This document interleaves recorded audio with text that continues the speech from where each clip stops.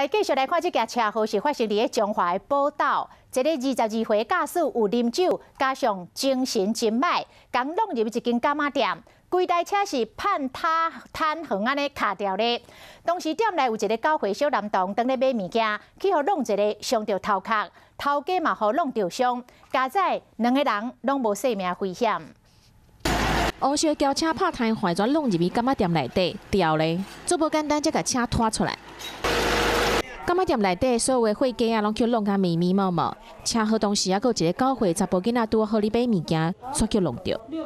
查甫囡仔头着伤，伊用手刺咧，看起来真痛，赶紧送病院，好咧加在无生命危险。头家嘛伫现场。我要爬起来尔，听一声咧，动声记一个，我连外口球的都无，已经钱我了。车这样呢？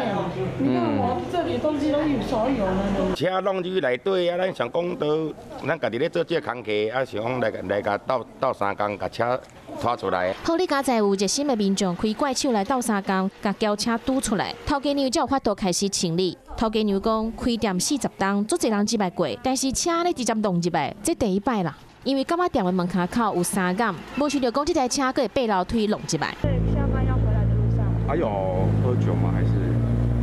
喝一点。车祸的地点是伫中华宝岛，驾驶有啉烧酒，可能是戆洗才会出车祸。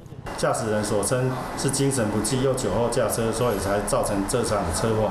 啉烧酒醉，佮开车害家己，佮有伊的同事。另外就是柑仔店的头家，拄好去买物件，9岁查甫囡仔，拢总有4个人受伤。这些除了讲会去用罚钱以外，佮有就是赔偿的钱嘛歹算啊。